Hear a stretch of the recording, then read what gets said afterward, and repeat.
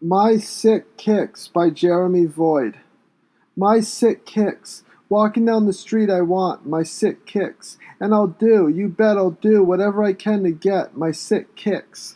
One of my earliest memories was riding in the car with my mom, and we passed the Newton Highlands train station where a mob of high schoolers stood around smoking butts. Scum, my mom had spat, and drove away. I remember watching them in their leather, with pierced ears and noses in the smoke. Oh, how it coiled up from the stubs. It was so amazing, and I vowed to live like that. Someday, one day, eventually it would happen, and I could have my sick kicks. Be one of the crowd, a part of the problem children running amok in this town. Walking with a limp, I'll get my sick kicks. Children stare, parents sneer, but in the end it's all the same when I get my sick kicks. My hair's a mess, my face is dirty, my teeth are rotten, and my hands are filthy, but none of that matters, because I got my sick kicks. I learned early on that the crowd wasn't all that it's cracked up to be. You got girls being catty and guys, they act all badass, machoism at its very worst. It was lame and I saw right through what it meant to be popular. After all, they were way more judgmental than even my own mom, who spat scum and then drove off.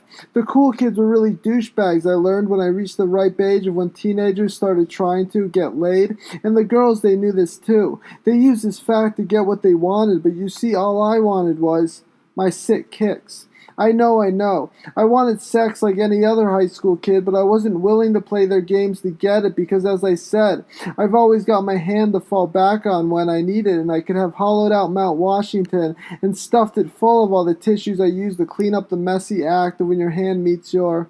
I'll stop right there and tell you this. Thank God for my sick kicks.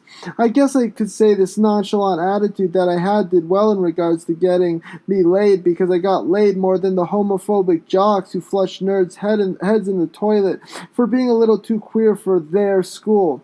Jeremy gets more pussy than tampons, a friend of mine once said. But then that bored me. Sex bored me senseless. They say if you're not having fun, then you're not doing it right. Ever met a kid who doesn't like pizza? Well, I guess he's not eating it right. I dreamed of gouging a girl's eye out with a spoon and stuffing my dick in there to fuck her skull. Before you cringe, think of the metaphor there. But of course, no girl would allow it. So I guess you could say I prefer blowjobs, since it's the closest I could ever get to an actual skull fuck. Even in porn, I'd much rather watch a girl blowing a dude than being stuffed by him. There's a line in a song by the Forgotten Rebels that goes, "Who are you to judge morality?" All that crazy is unconventional in the way.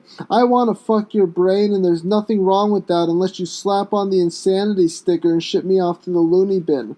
My clothing ripped, my face screwed up in the most perfect scowl, permanently placed to demonstrate the absolute disgust I feel for modern-day virtues, modern-day values. Conventions can kiss my ass 'cause I'll do it my own way. These are my kicks, and to you they might seem sick, very fucking sick, very fucking sick. Sick!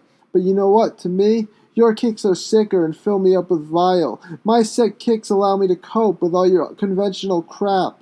My sick kicks make me who I am. My sick kicks give my life a new meaning. My sick kicks aren't really so sick when seen under a certain light.